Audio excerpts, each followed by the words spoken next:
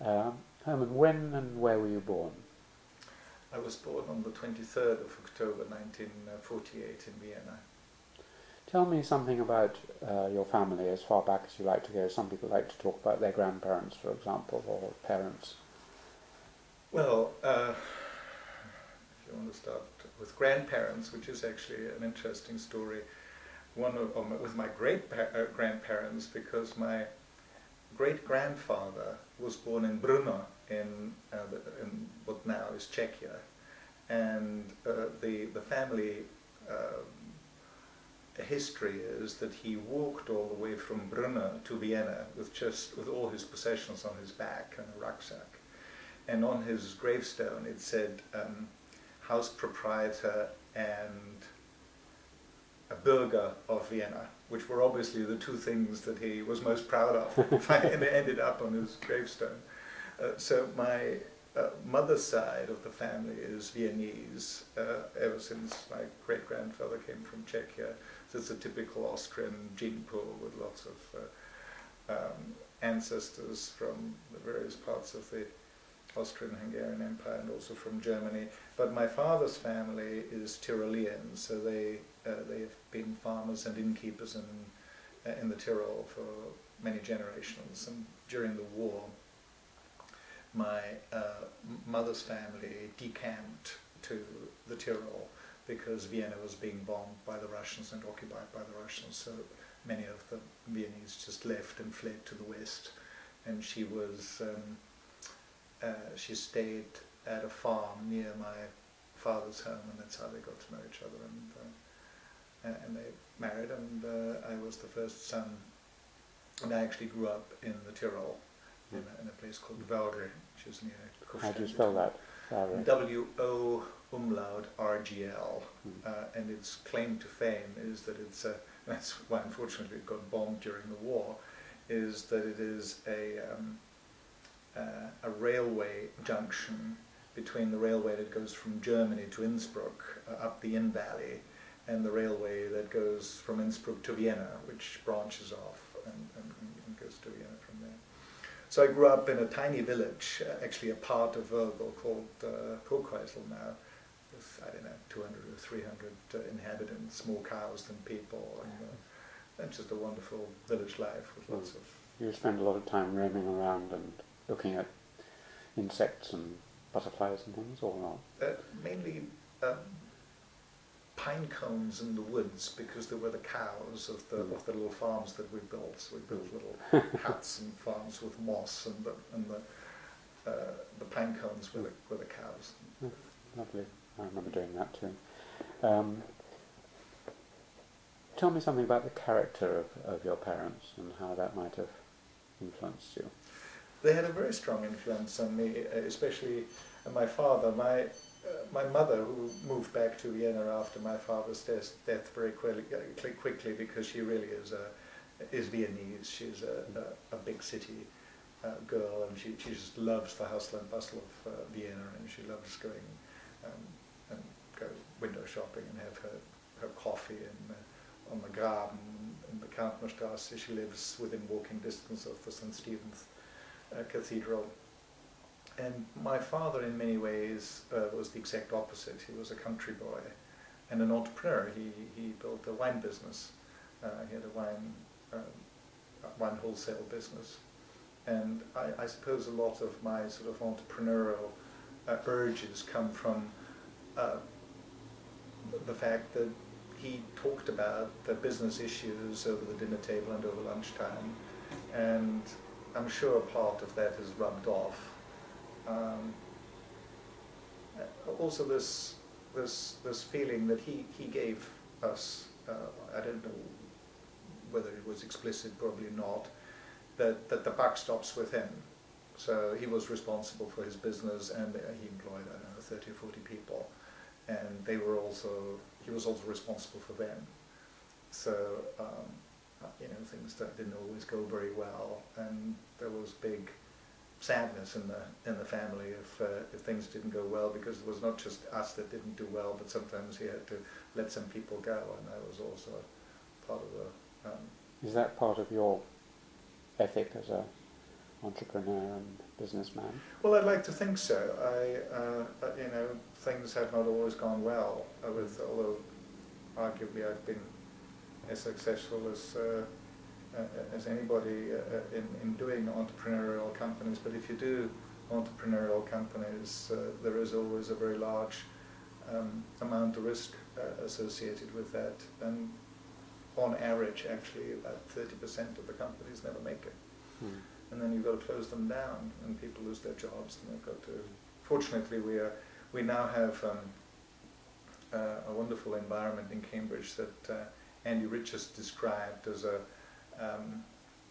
low-risk environment to do high-risk things in, because people, if they fail in a Cambridge company, because there are so many high-tech companies now, the chance of them getting a job with one of the many other high-tech companies is actually quite high, so that they can take the risk because they know they don't need to move elsewhere. They can live in the same house.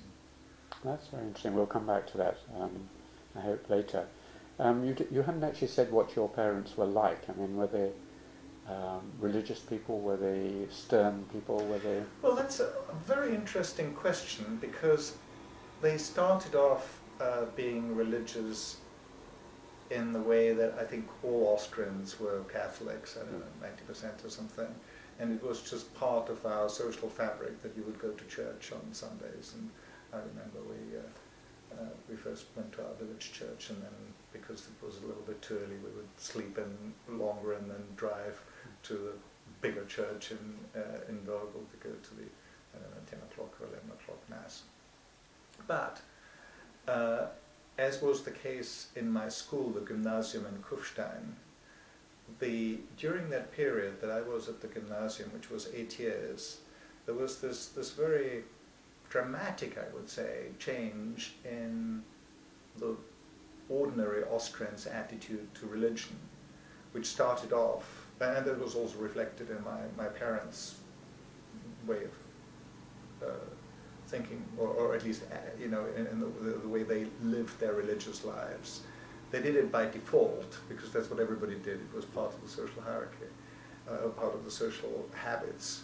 But within that 8-year period, it turned completely from a dominant position that the Catholic Church had, and the most important person in the school was Monsignore Köhler. So there was the head of the school, the director, as we called him. But he couldn't do anything without asking for permission or agreement from Monsignore Köhler. Within the 8 years, he became an irrelevance. So the unbelievable might of the Catholic Church, which was so overwhelming when I was a kid, just in these 8 years seemed to disappear. People didn't become anti-religious, or I don't think it was a sort of a revolution where people were disaffected with the church or had anything against it. It just became, it just disappeared from their lives. So they stopped going to church as did we, and it was just not something that was talked about. It just sort of happened. And I think it was typical for. Now, has that continued through your life? I mean, have you ever gone back to? Well, I've recently read the God Delusion by Dawkins. Yes, I've got some Dawkins. Which I have here, and I also bought myself the Dawkins Delusion by one of the Oxford dons, and I found both books really quite interesting, because it sort of reminded me of my own thoughts of religion and how I feel about it. Because on one hand, I found the God Delusion quite liberating. Because there was somebody of very high social standing saying that it's okay to be an atheist. You can actually say it without, you know, although in Cambridge, I suppose, it's a perfectly accepted attitude that one can have. But generally in society, especially with an Austrian background, it still feels a bit awkward to say that you're an atheist, which I suppose I am. But that you can be proud of it and say that this is actually the rational thing to do, I felt was quite liberating.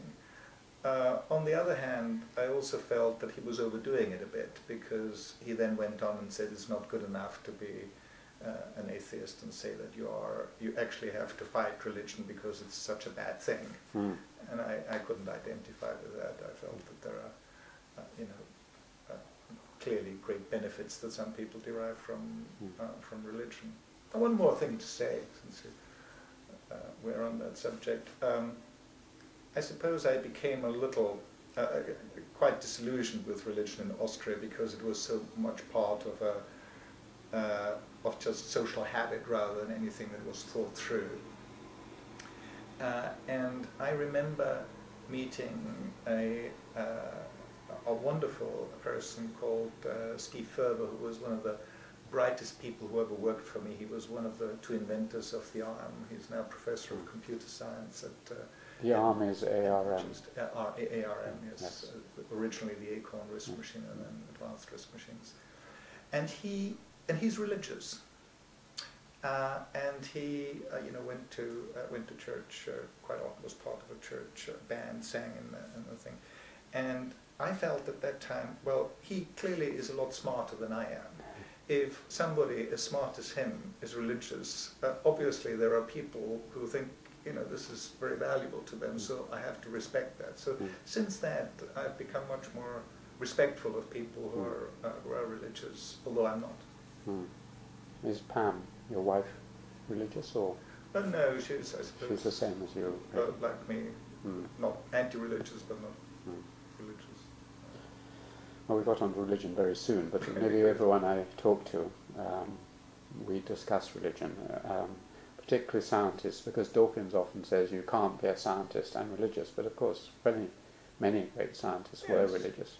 And one just has to respect that. I mean, Newton managed to combine the two, so if it's good enough for him. So.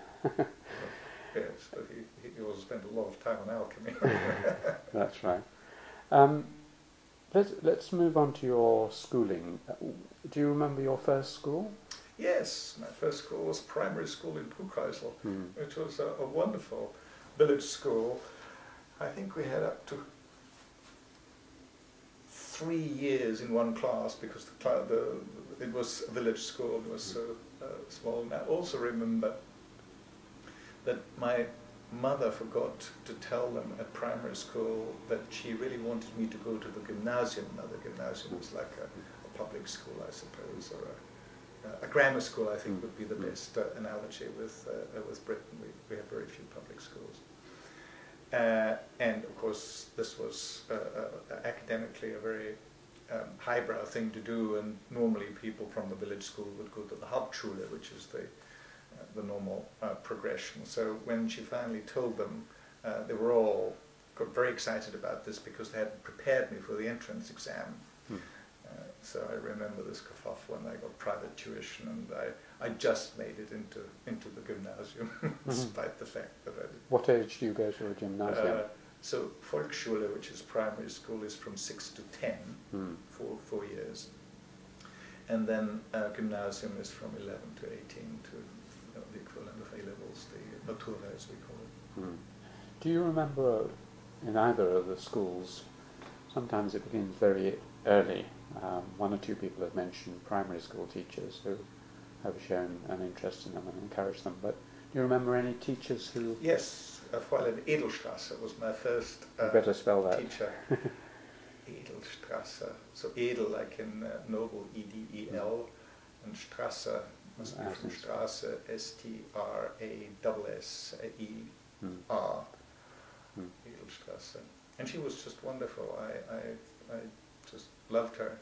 And how old were you then? 6. 6. Yes. Everybody went to school at 6. We didn't have kindergarten, at least not in our village. Well, why did you love her? Well, she was beautiful, and she was kind, and she was knowledgeable, and sometimes she would sit with us. And I remember, like yesterday, I'm not very good at writing, I never was. And she would sit down and she would form the letters very carefully to show me how to write them, and I was very impressed by them. What about later, when you were sort of 15, 16, and were beginning to think of what you were specialising in? Well, since, I don't don't actually know. Oh yes, I do know why I developed this love for physics, because of my uncle. My uncle did physics and mathematics at university, but there wasn't really much need. There weren't many jobs for physicists and mathematicians after the war, so he became the local jeweler in Vogel and watch repairer. But when we went on to mountain walks over the weekends, as we often did, he would always tell me about the things that obviously he was very proud of and very interested in, which was physics and mathematics. And he told me that you could actually turn lead into gold, which people had been wanting to do for many years, but no sane person would do that, because you needed an atomic reaction for that, and of course it would make gold, I don't know, 100 or 1,000 times more expensive than digging it out of the ground. But he told me about atomic physics in particular, about molecules and electrons and the discoveries of quantum mechanics. And then I bought myself a book that was still in the gymnasium, called The Umsturz in der Welt der Physik by Zimmer, I think. And I remember I read it when coming back from school, and it was about quantum physics, which of course we weren't taught at the time at school, and relativity, and all those things that happened in the early part of the 20th century. It was just wonderful. How old were you when you learnt about quantum physics and so on? It must have been in the Oberstufe. We divide the gymnasium into Unterstufe and Oberstufe, so the first 4 years and then the last 4 years. Probably 15, 16. Were you showing signs of ability in mathematics and physics at school? I mean, did people... Yes, yes, I did. I mean, not brilliance, but I suppose I was the number one in my class, at least in physics. Most of the time also in mathematics, unless it was sort of tedious calculations. I often made mistakes. What about the rest of the things one does at school? Were you either there or slightly later interested in sports and games? Yes, I always participated in games. Well, my favorite game was Faustball, something that isn't played very much anywhere really. It's a game with a big ball, like a volleyball, although softer, and you play it with your fist, and that's why it's called Faustball. And you've got to get the ball before it bounces twice, so you do actually let it bounce rather than with volleyball. And you then, it's a bit like tennis, but with quite a high net and a big ball. And we played it in the courtyard of the gymnasium in Kufstein. Have you gone on with any sports or games? A lot of the people, computing people I meet, seem to play in this squash. Ken Moody and so on. Yes. Well, I did. Yes. Well, of course, I did not learn squash in Austria because there are no squash courts. So I took up squash here. I learned tennis in Austria. Your wife plays tennis, doesn't she? Yeah. Yes, she does. And we had a tennis court at home, so that's where I learned it. But then I took up squash here, and I enjoyed that very much. Even played for college once. And I ski, of course. I've been skiing ever since I was 4. So I like sports. I wished I did more than I do now, and I run sort of once or twice a week to Grantchester, which is wonderful. Run around Grantchester. What about music? Has that meant a lot to you at any time? Or? Yes. Well, it's difficult to grow up in Austria without music, and we had this wonderful music teacher called Kurt Neuhauser, and he was actually quite a famous organist who was widely broadcast on Austrian radio, and probably made a number of recordings as well. But he was a madman, really. As musicians sometimes go, he was totally absorbed in his music, and I remember very well that he got extremely irritated with people if they didn't get it. He was explaining a symphony to somebody and they didn't give him the right answer when he asked them a question about Beethoven or Mozart. And I remember one particular occasion where again one of the pupils just didn't get it, and he got himself into this terrible state because the way he interpreted it is that he failed as a teacher. If he couldn't get people to understand what he tried to explain to them, then he obviously was no good as a teacher. So after, and he would do extreme things like lie down on the floor and cool his forehead on the stone floor and throw things out of the window. And in one of his rages, he finished the rage by saying, "Hauser, come out." So, well, I was totally, prove to me that I'm a good teacher. So he asked me questions, but fortunately, since he wanted to prove to himself that he's a good teacher, he was leading me on to give him the right answer to the question that he posed. So I did prove that he was a great teacher, but not because of my knowledge, but because he wanted to be a good teacher. So I got my 1, our notes are 1 to 5 rather than A to F. So I got my 1 and could sit down again and rescue the situation. And in terms of musical taste, presumably, since you have all the greatest musicians in the world dotted around quite close to that area, they are the ones you love, are they? I do. Mozart, of course, is one of our great composers and easily accessible, so that was one of the first composers that we established a relationship with, and we were taught a lot about the magic flute. Of course, always comes out as one of the first things that they teach you at school. Haydn with the Surprise Symphony, again one of the first symphonies that we did. But then I really developed quite a taste for Bruckner, Anton Bruckner, a less well-known a composer, and Mahler, and then Stravinsky, the more modern ones, and having lived here for a while, I discovered Vaughan Williams and some of the British composers, although according to Chris Curry, my partner, he didn't write for foreigners. Well, you're British, you see now.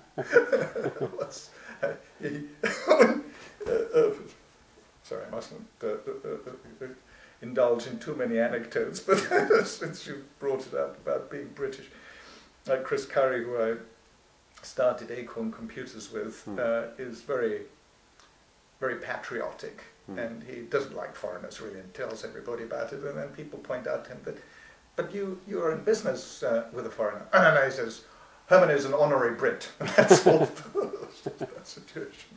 Yeah, that's all right. Let's move on to university. Well, before university, I think you came. Is that when you came to England for a language course? Yes, and I just discovered some digging around for our 30th anniversary, because we've got our 30th anniversary of Acorn Computers on the 13th of September. So I was looking for some old pictures and discovered that I must have come here first in 1964, when I was only 15 years old. Gosh. To go to studio school to have my first language course in English. And I also remember very well how this came about, because my father came back from Innsbruck saying, "Boy, you're going to learn English." And I said, "Yes, Father, but why?" And he said, "Well, English is the most important language in the world now. You go and spend the summer in England and learn English." When I was young, I learned French and Italian, but English is the language to learn now, which is a story that is again a family story that I told my children, and added that, in my opinion, since they know English and German already, it is Chinese the most important language. So they spent the last 2 summers in Beijing and Shanghai. Excellent. Yeah, that's the future. And when you say you came here, you mean to Cambridge? Or it was to studio school in Station Red. Then you went back to, a little later, to university in Vienna, was it? I first did my military service, which was still compulsory then in Austria. It was 9 months, and then did my first physics degree at Vienna University at the Schrödinger Institute. Were there any teachers at that first degree level particularly influenced Oh, you? very much so. Yes, there was a guy called Roman Sexel. There was a gravitational expert. He also wrote wonderful new textbooks for Austrian schools. So I really specialized in gravitational theory for my first degree, and of course Thirring. Thirring was, in the best Austrian tradition, a theoretical physicist. He had come How back. do you spell his name? Thirring, Thirring. It was father and son. Hans Thirring was already a very famous physicist, and then Walter Thirring was his son, and he had just returned from CERN as the head of theoretical physics there. So he was a very high-profile guy. Also somebody who didn't suffer fools gladly. So going to his seminars and listening to his lectures was wonderful, because he had that wonderful property that great scientists have of terrific clarity. He could explain something that you really get it, and he also was very concise. I remember he had a wonderful lecture on electromagnetism, where he had a generalized, the first time I came across the generalized version of Maxwell's equations in just a beautifully compact way, and solving it in a generalized way. So it was a great revelation. It was a wonderful time there. At the end of that, did you ponder about what to do after that first degree? Well, what happened was that during the summer, because I had been to studio school and then spent the summer in Paris to learn French, but then returned to Cambridge because Cambridge impressed me so much as a 15-year-old, the first time away from home. Looking back, I just can't believe that my parents put me on a train in Vogel to go to Ostende, then take the ferry to Dover, then take the train to London, go across London, catch the train to Cambridge. And when I arrived in get a taxi to the landlady or something, and the next morning or 2 days later, I would write a postcard saying, safely arrived in Cambridge, your loving son Hermann. It would arrive a week later. Whereas when my kids arrive in Beijing or so and they don't phone immediately, I get very worried. It's also very trusting if you didn't have anyone to accompany you doing all that, and presumably not speaking a word of, or hardly any English. No, we did have English at school, but it really wasn't terribly helpful. But anyway, you were impressed by Cambridge, so you'd been back once in between, and then I fell in love with Cambridge, quite honestly. And apart from that summer in Paris, I then came back every summer to do further, always to studio school. And when I returned to studio school for the third or the fourth time, I can't remember, again in the top class, I said to a wonderful teacher that we had there, John Morgan, John, this doesn't make any sense. I'm again in a class with people who don't speak very good English. I just pick up all the other accents, the Swedish Swedes then. What can I do that only English people do? And the answer was a Russian course at Sechuk-Site. So that's what I did. So you speak quite a few languages? Really only English and a little bit of French and a little bit of Italian. My Russian is so... A bit of German and a bit of... And a bit of German, yes. And a bit of Tyrolean, which I suppose you could argue is it's a very strong dialect of German. Anyway, you were, presumably even as an undergraduate, you thought maybe, and when you're being lectured on Maxwell and so on, maybe it would be nice then to go on to Cambridge, or go back to Cambridge. Yes, so what happened during that period that I did my first degree at Vienna University, I became a research assistant in the Cavendish for the summer, because again I wanted to come back and do something that only English people do. We're in an English context. This is the old Cavendish you were in? This is the old Cavendish, yes. And what year was that?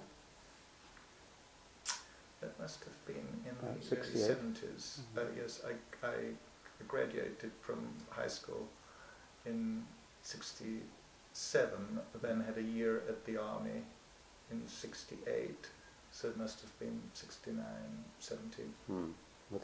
And that was just a wonderful experience again, because they they treated me very well in the Cavendish as a research assistant, and I could do some interesting experiments, and they let me get on with it. And since the results, I suppose, were encouraging for them, when I finished my degree at Vienna University, they offered me to do a PhD here. So I didn't really have to think about it a lot. It sort of happened. Who were you research assistant to, or were you just a general? It was John Field's group in physics and chemistry of solids, in Debbie Taylor's department.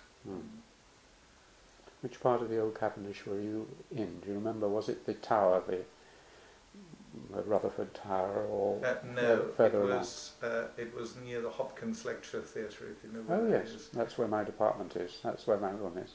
Oh, right. Colloid Science. That's right. That's right. It was before that it was PCS. It was physics. Well, you were around 5 years before I arrived in Colloid Science, obviously. In 75 I arrived there. But can I just tell you one story whilst I think of it, about why I did physics at all? Because my father was really very keen for me to do economics and take over his business. And he was always very kind.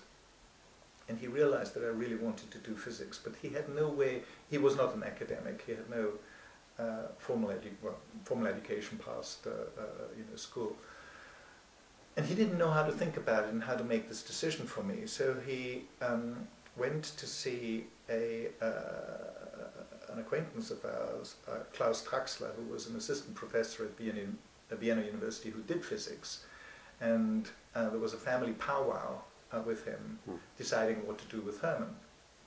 And I remember his very insightful analysis, as if it had happened yesterday. He said at the end of this powwow, well, from the school results, we can conclude that Hermann can probably do the physics, get a physics degree. He was probably bright enough to finish that.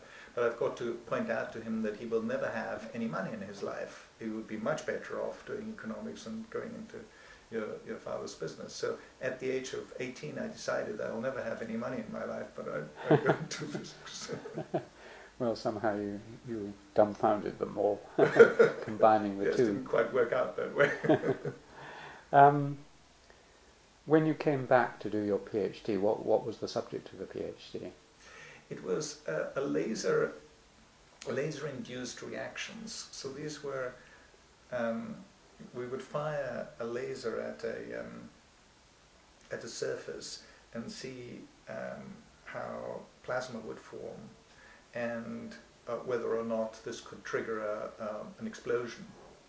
So it was quite and using high-speed cameras. These are cameras that would take up to 1 million pictures a second, sorry, at the rate of 1 million pictures a second, so a resolution of 1 microsecond, which at that time was by far the most advanced high-speed photography that you could do. So I went from quite a theoretical background in gravitational theory via my research assistant work to something which was very applied.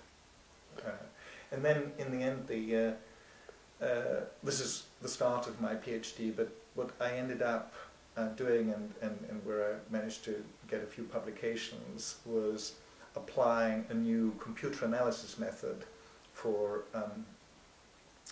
thermobalance and differential scanning calorimetric data that I got for chemical reactions. So there's actually a thing called the Hauser method, which is a very lazy way of getting all three reaction parameters out of a single experiment. Normally people had to do multiple experiments to get the three basic reaction parameters, but this method could do it in one. Who was your supervisor? John Field. Yeah, he was. Is he someone we should hear more about as a teacher or theorist? Well, he was very, very helpful as a supervisor. He also was very helpful when writing up the thesis, which is a difficult thing if you haven't ever written a book before. So his guidance there was very much appreciated. But he was not a very theoretical person. He was a very practical person. Were there any other people in the Cavendish then who you particularly admired or got to? Yes, David Tabor. because David Tabor, I don't know if you remember him, but he spoke many languages. So when I would normally be in early and do something in the workshop, and he would always come in through the workshop, go up to his office. And he was such a kind man. He would always stop when I was at the lathe or doing something, and would always speak to me in German, and we had a little chat, and he would go up to his office. Were there any great physicists at that time? And reputedly the great generation was up to the war and just after the war. Yes, well, Pippa was and his lectures were also clarity itself. Was wonderful to sit in some of his lectures. But the person that I probably learned more physics from than any other single person was at that time a PhD student. He finished his PhD a few years before me, called Jacob Israelashvili. He then became a professor at Santa Barbara University, and he was the first person to measure van der Waals forces right down to microscopic distances. I think we got down to submicron distances, and van der Waals forces are very important forces in biology in particular. They're quite, sorry, I'm trying to teach my grandmother how to suck eggs here. But they're wonderful forces, and there was some theory behind why that force graph would look like that, and he actually measured the forces, and they conformed with the theory very well. Assume quite rightly that I know nothing, and certainly most of the audience will know even less than me, perhaps, or at least equivalent nothing. So, just to explain anything as if you were explaining it to them. I think Andy Hopper also did physics, didn't he? No, he did computer science. Ah, right. But you did. Was he about your? He was roughly the same time. Yes, we had met. We met socially during that time and played tennis together. I mean, in relation to computer science, you mentioned that computers were important in your PhD. Yes, I did my Fortran courses. Many physicists did at the time. I used the libraries that they had. I used the computer, of course, which at that time was an unbelievable thing. IBM. Long before it was an IBM mainframe. Yes, IBM 360. I actually used the Phoenix system, the old Python system still, which was a homebrew computer before the IBM came, with the teletype interface that we had in the lab. And I think I also was one of the first people in Cambridge to bind in computer output directly into my thesis, because part of that trick of doing the 3 reaction parameters in one experiment was to do a graphical output and then use that graph to find the reaction order. I mean, Cambridge computing developed partly because of the leadership of Maurice Wilkes. Yes. Did you know Maurice? Do you know Maurice? Yes, I do. I had the pleasure of offering him a position at the Olivetti Research Lab because I became vice president of Olivetti after Acorn Computers, vice president of research. And Maurice had just returned from DEC after 5 years there, and was interested in a position with Olivetti Research that Andy Hopper headed up. So I had this contract and saw him. I went to his house and said, Maurice, here is the contract. If you want to have anything changed, just tell me, and we'll adjust it. And he looked at me, took the contrast, signed it, and said, Hermann, you're a young man in a hurry. I'm an old man in a hurry. So he gave it back to me. How important has he been for Cambridge computing? I think seminal. He was one of the first computer scientists in the world. His work on microcodes in particular forms the basis for all the microprocessors that Intel produces right now. And it wasn't until the early 80s that there was a new and different approach to microprocessors, which then was used by ARM, the RISC approach, the reduced instruction set computer. Until then, all the microprocessor used microcoding, which was his invention. And he also introduced teaching, the first diploma in Yes. computing and things like this. Yes, he did. And of course, the computer laboratory was called the Maths Lab at the time, and changed its name to Computer Lab, I think, only under Roger Needham. Well, you mentioned Roger Needham. Did you know Yes, Roger? yes, very well. I had a great respect for him, and also really appreciated the way Roger interacted with local businesses, because at that time we just started Acorn Computers. Our premises were at 4A Market Hill, about 200 yards from the computer lab. One of my best investments I ever made at Acorn Computers was Fitzbilly's buns in the afternoon for anybody who wanted to come, which meant that half the computer lab was at Acorn at 4 o'clock in the afternoon, and they normally didn't go home, they then stayed. And one of the traditions at that time was that whenever I got hungry, which was normally around 7 or 8 o'clock in the evening, would get a meal off me if they were still there. So a lot of the breakthroughs, and there were lots of them. Acorn was a very, very innovative company. Tell me about some of them. Yeah, lots of these breakthroughs were actually made in the Italian kitchen, a few doors down. And when we had dinner, well, one of them was the Econet. So one evening we went out there to the Italian kitchens and invented networking. We thought we had computers, they really ought to talk to each other, and we got terribly excited about linking them all up in a local area network. And we designed this network. And Andy walks in. He said, Andy, come over here, we've got this network, and here it is. We had it on the proverbial serviette. And Andy took one look at it and said, total rubbish. Now work. The way you need to do this is like this. And it was this change that Andy produced to a very simple, what basically was an Ethernet type arrangement that then led to the most successful local area network in Britain at the time. We had 10,000 installed Econets in British schools before most people knew how to spell Ethernet. What date was this? This must have been 80, 81. Have you still got the napkin on which it was scrawled? I don't think we have the napkin, although I remember that napkin floated around in the museum for a while. But since we have the 30th anniversary, I will ask for the napkin. Maybe somebody has it. I don't. I'd love to have a copy of the napkin anyway for my collection. Yeah.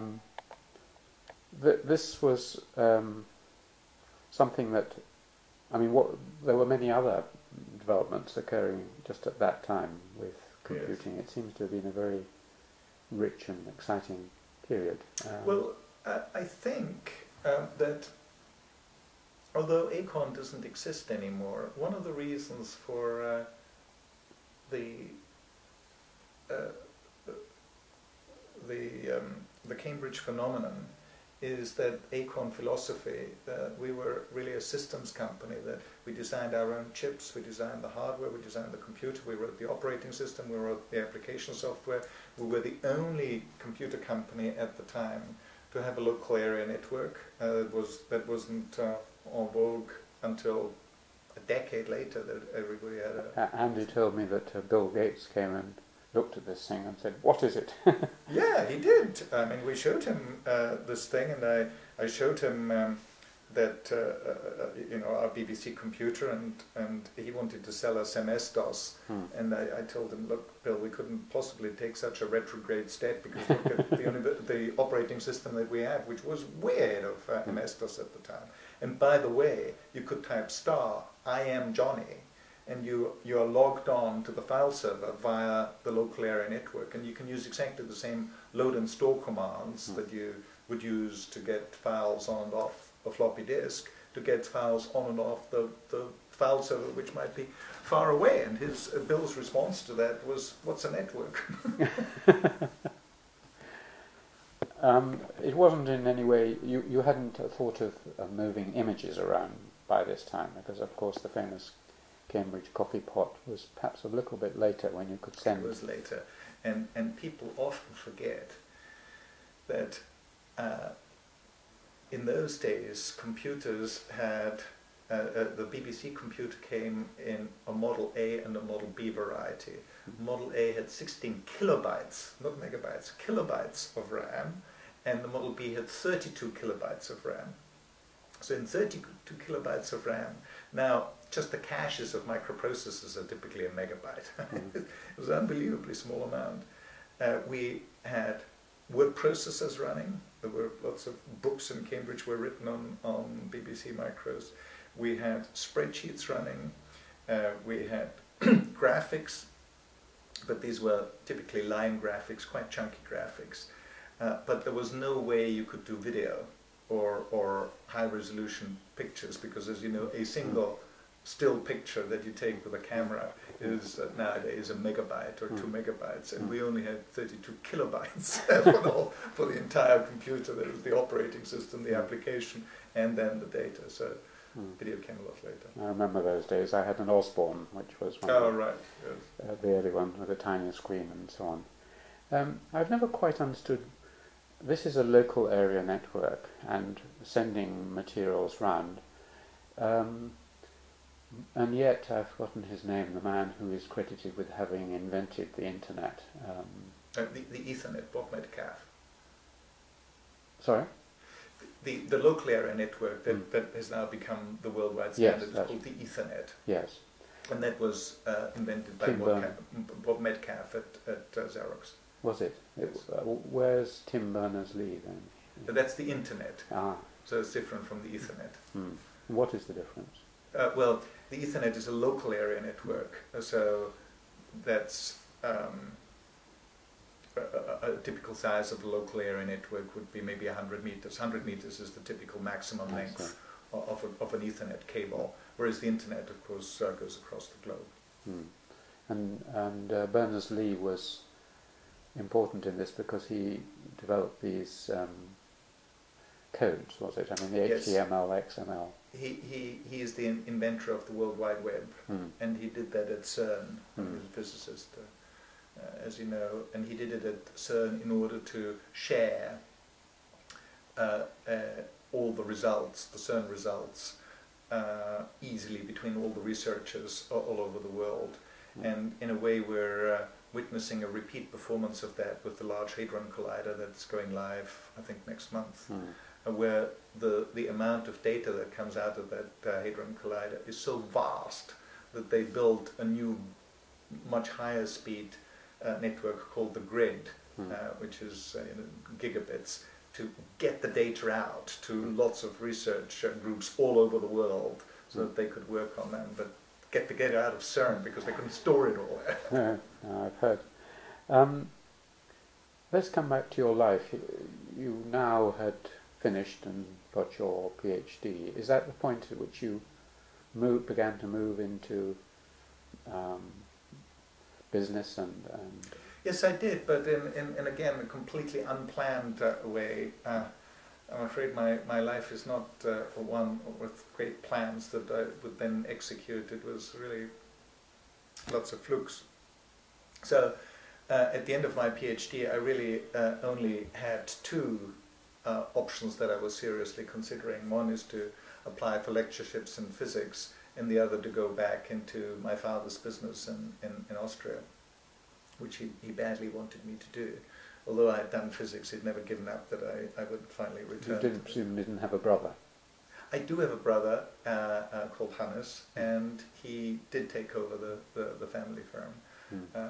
But he's 5 years younger, so he was still hoping that I would do it before. He then graduated in economics, and he was a much more capable person to run the business than I was. And at that time, I knew Chris Curry socially, and Chris was working for Clive Sinclair at the time. I was getting a bit fed up with Clive because he's not the easiest person to deal with. And is that all right to put on the internet? Oh, I think Clive knows knows that. You ought to interview Clive as well sometime. Well, yes. Although he's very idiosyncratic, he's really quite a wonderful person, wonderful voice as well, and of course as innovative as they come. He's one of the great inventors of Britain, and one of the things that Clive invented was actually the business model that Chris then introduced at Acorn, which was the business model of selling new computers through mail order. So that's how we could finance Acorn Computers without venture capital, without any great money from the founders themselves. Acorn is a very unusual company in many dimensions, but one of the most unusual things about about Acorn is that the total amount of investment that Acorn has was £200, 100 from Chris and 100 from me. And therefore it's the only company that I know anywhere in the world that had a capital gain of 1 millionfold, because when we went public at 200 million, every pound that we had put in was worth £1 million. Tell me about the actual setting up. There were 3 of you, weren't there? Wasn't Andy a member of the... Andy came later on, so originally it was just Chris and me, and Andy then came in. Andy and I had a company called Orbis Computer, and Orbis Computer we merged with Acorn, and that's how Andy became the third director. Is there a smooth transition from the end of a PhD into setting up Acorn, or were there other things that happened alongside? I had a research fellowship for a year, so they were very kind to... Where was that? At Cavendish. At Cavendish, yeah. Yes, I was doing some more experiments, and so it was really quite a smooth. Again, it was just luck that this thing worked, and I think partially because of my father's. I must have absorbed some of my father's business skills, such as they were when we set up Acorn Computers. It sort of felt very natural to do that. I suppose if you've just done a PhD at Cambridge, you're sort of a bit cocky and you think you can do pretty much anything.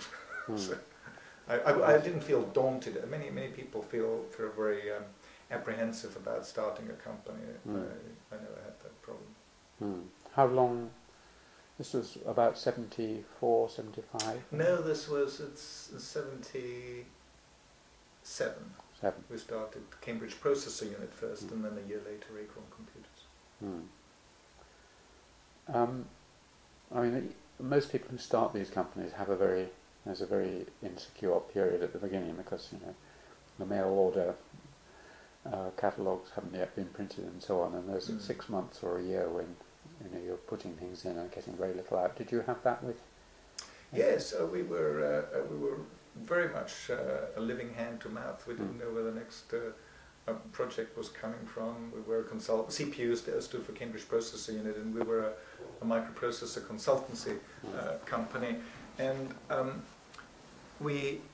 our business plan for the company was that it was all happening in microprocessors, and that was it. There was no plan. There was no nothing. We just were terribly excited about microprocessors, as was the Cambridge Microprocessor Group, where we went and hired the best and brightest. That's where I met Steve Ferber and Sophie Wilson.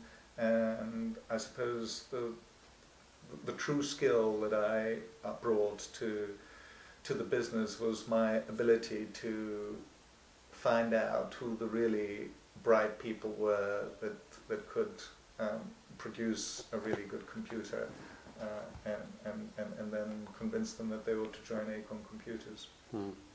That skill of finding really good people. I worked with an engineer for some years who set up a very successful company in control engineering, and he laid a huge stress on finding a really good person who he could trust, and he had various methods for doing this. He spent a lot of time with them, rather more than the current president or the presidential contender for the American elections. Yes, it seems to have spent for his vice president. 3 hours, I believe. But he'd invite them down for weekends and get to know them socially, and then once the, I mean, do you have any? You've gone on doing this because you, in your work, it's been very important. Identifying successful entrepreneurs. Absolutely, and of course, it was a very natural thing to do at the time because there was true excitement about microprocessors, and then 20 years later, there was the same excitement about internet, and I recognized they were exactly the same people, same sandals, same attitude to life, same absorption in a new exciting thing that was going to change the world. We knew that the microprocessor was going to change the world, and the idea of bringing microprocessors to the people, of letting people have access to a personal computer. It wasn't even called a personal computer at the time. It was called a home computer, and our customers, we called them enthusiasts because our first product had a key feature, and the key feature that you had to get right was that it must not work, because if the kit that they received didn't work, the customers would have the satisfaction of fixing it. And that was really the main must not work in a trivial way, though. Yes, that's right. And we were very good at making things that didn't work. So we hit the market right where it needed it. I mean, the Osborne phenomenon, which you probably know of, seems to be in a sort of reverse of this. They made a strategic error in saying that Osborne 1 would be soon superseded by Osborne 2. And I remember it. And we were late delivering it and went bust. Yes, disastrous. Did you start then, well, let's take it on from the Acorn. Acorn went on, and then you started in parallel with other activities, or? Well, Acorn was the first company in Britain to go from 0 to £100 million in revenues in just 5 years. So it was just the most phenomenal success. Everybody thought that we were walking on water. The page spreads on Chris and me saying these guys have the Midas touch. So if this goes on for a year or two, you start to believe it. And of course, none of this was true. It just the market was exploding at the time. But then came 1984, and it was the year when the home computer market collapsed. These markets sort of come and go. There are cycles.